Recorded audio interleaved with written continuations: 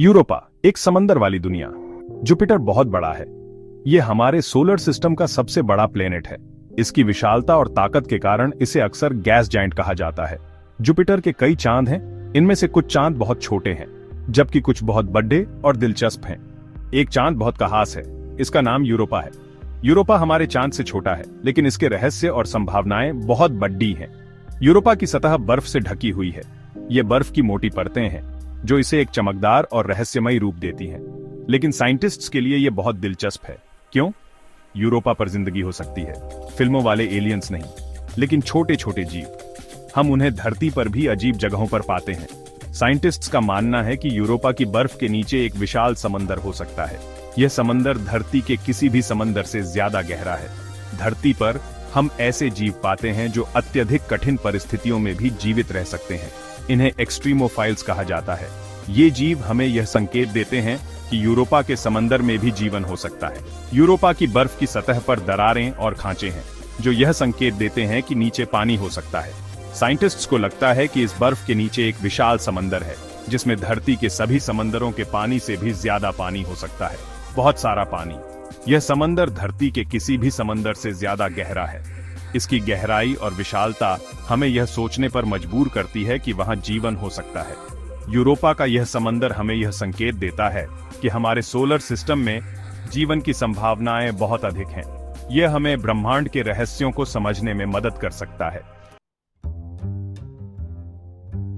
Europa की सतह बहुत चमकदार और अद्भुत है। ऐसा इसलिए है क्योंकि यह पूरी तरह से बर्फ से ढकी है, लेकिन यह बर्फ चिकनी और सपाट नहीं है। यह टूटी हुई है और उस पर गहरी रेखाएं हैं। इन रेखाओं को लिनिया कहा जाता है। ये शायद जुपिटर के जबरदस्त गुरुत्वाकर्षण की वजह से बनती है। जुपिटर का गुरुत्वाकर्षण यूरोपा को लगातार खींचता है। इससे यूरोपा खींचता और सिकुड़ता रहता है। सतह पर बर्फ टूट जाती है और दरारें बनती हैं, लेकिन नीचे का समंदर पानी ही बना रहता है। हम यूरोपा के समंदर को सीधे नहीं देख सकते।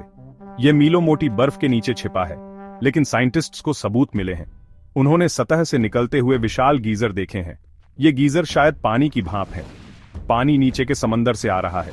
साइंटिस्ट्स ने यूरोपा के चुंबकीय क्षेत्र को भी मापा है। यह अजीब है। उन्हें लगता है कि चुंबकीय क्षेत्र नमकीन समंदर से बनता है। नमकीन पानी बिजली का संचालन करता है और इससे चुंबकीय क्षेत्र बन सकता है। सेक्शन 4, गहराई में जीवन। यूरोपा बनाम धरती। धरती पर हमें अजीब जगहों पर जीवन मिलता है। ज्वालामुखियों में छोटे छोटे जीव रहते हैं। समंदर की तली में जीव रहते हैं। वे सूरज की रोशनी के बिना रहते हैं। वे अपनी ऊर्जा रसायनों से प्राप्त करते हैं। इसे रसायन संश्लेषण कहते हैं। क्या यूरोपा के समंदर में भी ऐसा ही जीवन हो सकता है? हम पक्के तौर पर नहीं जानते, लेकिन यह मुमकिन है। यूरोपा के समंदर में जीवन के लिए सही चीजें हो सकती हैं: पानी, ऊर्जा और सही रसायन। सेक्शन 5, यूरोपा के मिशन। साइंटिस्ट्स यूरोपा में बहुत दिलचस्पी रखते हैं। यह बर्फीला चांद, जो बृहस्पति के चारों ओर परिक्रमा करता है, वैज्ञानिकों के लिए एक रहस्यमयी और आकर्षक जगह है। वे इस बर्फीली दुनिया के बारे में और जानना चाहते हैं। यूरोपा की सतह बर्फ से ढकी हुई है और इसके नीचे एक विशाल महासागर होने की संभावना है। इसलिए उन्होंने इसका अध्ययन करने के लिए अंतरिक्ष यान भेजे हैं। इन मिशनों का उद्देश्य यूरोपा की सतह और उसके नीचे के महासागर के बारे में अधिक जानकारी प्राप्त करना है। एक प्रसिद्ध मिशन गैलीलियो था। यह अंतरिक्ष यान 1989 में लॉन्च किया गया था और 1995 में बृहस्पति के पास पहुंचा। यह नासा का अंतरिक्ष यान था।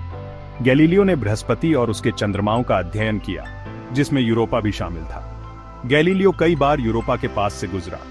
हर बार उसने महत्वपूर्ण डेटा और तस्वीरें भेजी। इसने तस्वीरें लीं और माप किए। इन मापों से वैज्ञानिकों को यूरोपा की सतह और उसके नीचे के महासागर के बारे में महत्वपूर्ण जानकारी मिली। गैलीलियो ने बर्फ के नीचे समंदर के सबूत खोजे। यह खोज बहुत महत्वपूर्ण थी, क्योंकि इससे यह संभावना बढ़ गई कि यूरोपा पर जीवन हो सकता है। नए मिशन की योजना बनाई जा रही है। वैज्ञानिक अब और भी उन्नत उपकरणों के साथ यूरोपा का अध्ययन करना चाहते हैं। एक का नाम यूरोपा क्लिपर है। यह मिशन 2020 के दशक में लॉन्च होने की योजना है।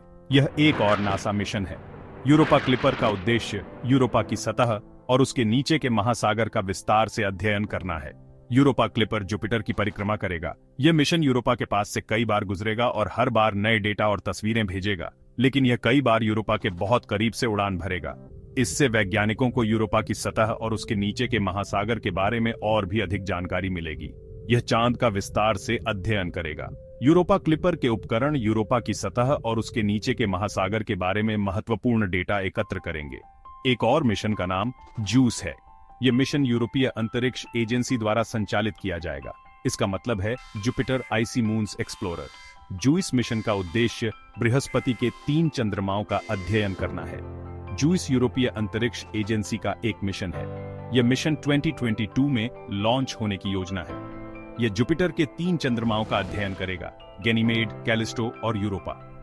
इन चंद्रमाओं का अध्ययन करके वैज्ञानिक यह जानने की कोशिश करेंगे कि क्या इन पर जीवन की संभावना है।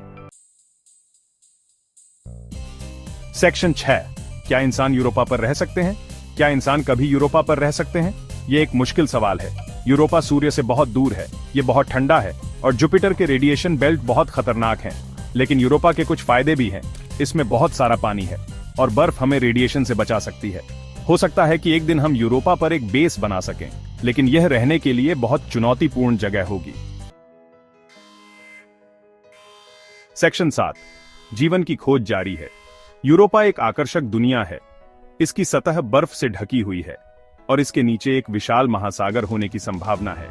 वैज्ञानिकों का मानना है कि इस महासागर में जीवन के लिए आवश्यक तत्व मौजूद हो सकते हैं।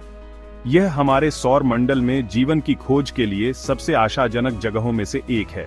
यूरोपा की सतह के नीचे के महासागर में जीवन के संकेत खोजने के लिए कई मिशन योजनाबद्ध हैं। हमने अभी केवल सतह को खंगाला है, या मुझे कहना चाहिए बर्फ को। बर्फ की मोटी परत के नीचे क्या छिपा है, ये जानने के लिए हमें और गहराई में जाना होगा। अभी भी बहुत कुछ है जो हम नहीं जानते हैं। वैज्ञानिक लगातार नए डेटा का विश्लेषण कर रहे हैं और हर दिन नई खोजें कर रहे हैं। भविष्य के मिशन हमें और बताएंगे। नई तकनीकों और उन्नत उपकरणों के साथ हम यूरोपा के रहस्यों को उजागर करने के और करीब आ रहे हैं। शायद एक दिन हमें यूरोपा के समंदर में जीवन के सबूत मिल जाए। यह एक अद्भुत खोज होगी जो हमारे सौर मंडल में जीवन की संभावनाओं को पूरी तरह से बदल देगी। यह मानव इतिहास की सबसे महत्वपूर्ण खोजों में से एक होगी।